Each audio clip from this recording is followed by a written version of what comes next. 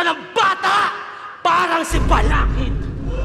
Nang dahil sa aming kaadikan, si Balakid nakakulong! Paano nga bang ang isang dating kinikilalang nagtaas ng antas ng pagsusulat at ng estado ng battle rap at isa sa naging mukha ng pakikipaglaban para sa tama ay ngayon binabato ng mga dumiyang pangalan, pagpaparata ng pagkakalulong sa droga, pagpatol sa mga minor de edad at iba pang mga akusasyon. Ano nga bang nangyari kay Balakid? Balakid ay unang sumalang sa battle rap sa Flip Top noong September 2010 sa event na Down and South kung saan nakalaban niya ay ang ngayong kasamahan niya sa record label na Pricey na si Sayad kung saan siya ay nanalo sa botong 3-2. At kung puro angas ka lang, better shut your mouth. Mag-ibang ka sa QC, wag dito sa South. Mula noon ay nagtuloy-tuloy siya sa paglaban at pagpapamalas ng angking talino sa pagsulat. Ilan sa mga sunod niyang nakalaban ay sila Sei at si Mel Christ.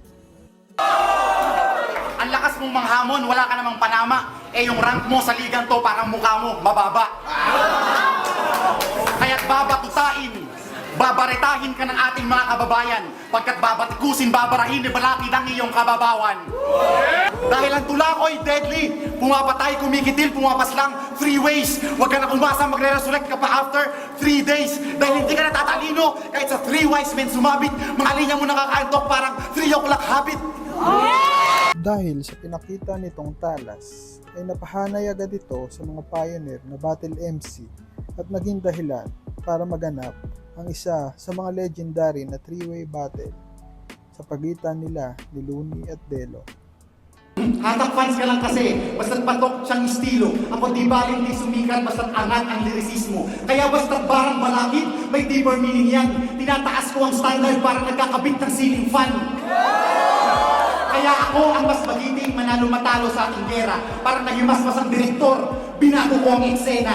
Oo na, dehado ako. Kasi yung experience mo, labis. Ako underdog, ikaw ang vet, pero wala kang gamot sa aking rabies. Yung pagtitingan namin, boy, wala kang ideya. Yung pulis na namin harapin, ikaw takot na takot sa intel ng pideya.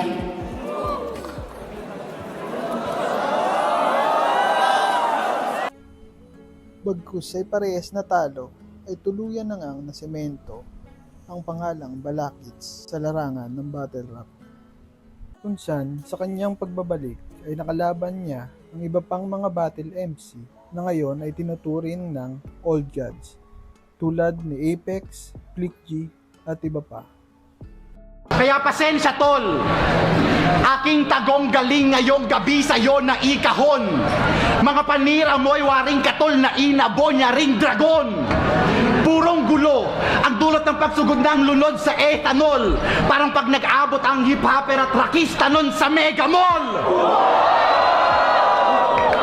Aking inner G, ang inner G, pagkat talino at talento ko may sinner G. Kaya't sa words, akong mas may command G, hayop kada play maladyuman G, kaya paggaya sa akin ang yung strategy para bumenta lang sa crowd parang si Andy G. Walang matalino bilib sa'yo, Mithono G. Pinag-aaralan mo lang ako, Theono G. Bisag mag-ingay. Noong 2015 naman ay naglabas ng unang album si Balakid sa ilalim ng noon ay kakatayo pa lang na record label na Pricey na pinamumunuan ni Enigma na siya ding presidente ng Flip Top. Album na ito ay pinamagatang Gatilyo. Pagkasa tayo ang gatilyo. Luwal sa panahon ng nakapanibing kalayaan, nakakahon sa makasariling kabanalan, bulan sa pagkahari-harian, tamad manindigan, tamad mga tuwiran. Ilan sa mga kantang pumapaloob dito ay Kawal kasama si Keja, Taksil, 20 at Para Saan ang Tapang Mo. Sabay nito. Pero Shernan, kung magko-costume ka na rin lang, Ilan sa mga nakalaban wag ka ng feeling po. Shernan, Marshall Bonifacio, Poison 13, Cruz at iba pa. Taong 2019 naman ay naglabas ito ng isang collaboration album sa pagitan nila ni Khalid na pinamagatang Collateral. Tumapanood dito ay ang mga kantang tumatalakay sa issue ng bayan tulad ng Sandat, Papa, at Noy, kasama ang isa pa, management na group sa tip. Empat ng partner. Basketball! Naik mo, gabi na.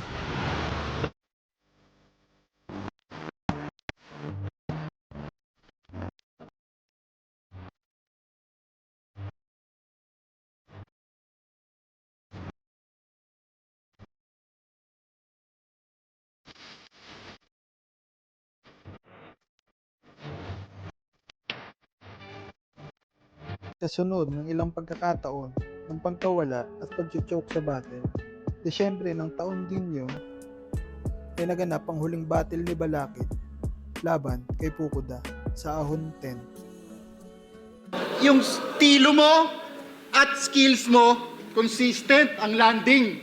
Kaya saktong praktisan, saktong pang stand-in. Kaya mong manalo at sumapaw sa standing, pero malabo kang umabot sa rurok ng ranking. Mga tulad mo, walang karapatan sa kategorya ko. Mga sulat mo, mas kulang-kulang pa sa memorya ko. Kaya tapos na to. Mas kulang-kulang pa sa memorya ko. Tapos na to. Putay na.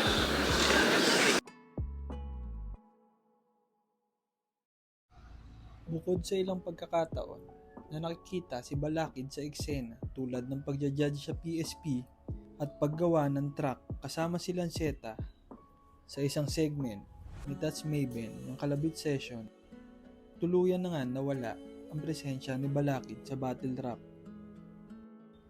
Kasabay ng pagkawala niya ay ang pag-usbong ng mga issue na binabato sa kanyang pangalan. Isa na dito ay nang sabihin ni Lanceta na siya ay nakakulong dahil sa paggamit ng ilegal na droga.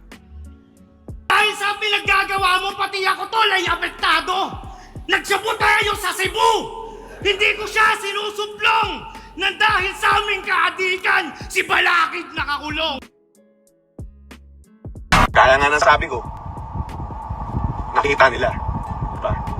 O kung magsasalita man siya, magraran siya sa akin. Pwede akong maglabas ng mga screenshots ng mga kausap ko. Na mga nando doon mismo, mga rapper doon. Yung mga rapper doon, may screenshots ako na mga parang sinabi nila. Na ganun nga. Siyempre pare, di ba? Hindi mo ba inisip? Paano kung na-raid? Paano kung may nangyaring mali? Paano kung biglang may nagsumbong? Eh di napahamak yung mga taong inosente. Bukod pa doon, ay lumabas din ang mga issue ng grooming at pedophilia. Marami rin ang nag-backtrack sa kanyang mga laban kung saan napansin ng mga tao na paulit-ulit na ginagamit sa kanya ang anggulong pagpatol sa mga minor de edad. Pero sa totoong buhay, kasama ang tropa minor binobrocha, dumudubit, pumafly high! Isis ni Balakid. Alam mo bang di ganyan mahal? Kasi isang araw sa Cebu, nung pinili nila munang mamasyal si Balakid daw, biglang nag-init. Para bang gustong manakal. Akala nila may nakaaway kaya pumagitna kagad si Tata. Pero nung makita ng third eye ni John Leo, may kursunada lang palang bata. Kaya agad siya nagpakilala. Balakid ka pala ng flip-top, ate, tigasan ka. Naks, bihasang bihasa. Todo effort pa si Gago, di naman pala siya nakikilala, pero di sumuko si Balakid. Aba, aktivista talaga. Galing daw siya sa Dubai kasi nag-OFW siya, kaya inalok niya ng masahe yung babae. Sagot ng babae, talaga? Buti pa si Madam, no? Kamay lang, ikaw buong pagkatao, tangina. Si simple-simple sa battle, akala ko good boy talaga. Inaasar mong rapist si Badang, mas manya ka pa pala, sabihin mong hindi. Di ba ayaw mo ng chismisan? Pas may pinapasabi nga pala si Lilian. Kung naaalala mo pa daw, yung ginawa mo sa Davao, yung babaeng minanyak mo pero hindi mo naggalaw. Ano yon? Mannequin? Pasimple ka daw niyang binobusohan kahit madilim. At ang pangalan ng babae, guess what? Manilin. Tangina, minor de edad pa daw yung bebot. Pero pilit pinaguhubad nitong engot na napapala ng iyong pagiging pedophile. Anong nangyari? Walang nangyari kahit pillow fight. Pero hindi lang basta chismis to, pero wag kang magribat sa akin, doon ka magribat sa misis mo. Nagulog ka. Dagdag pa dito ay ang paglalabas ng kanyang dating kasamahan na si Calix ng isang kantang tila isang diss kay Balakid.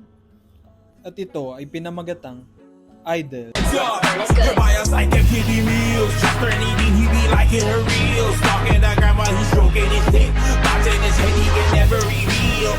Kita ang papalo mo ka. Ako ba talaga binangga?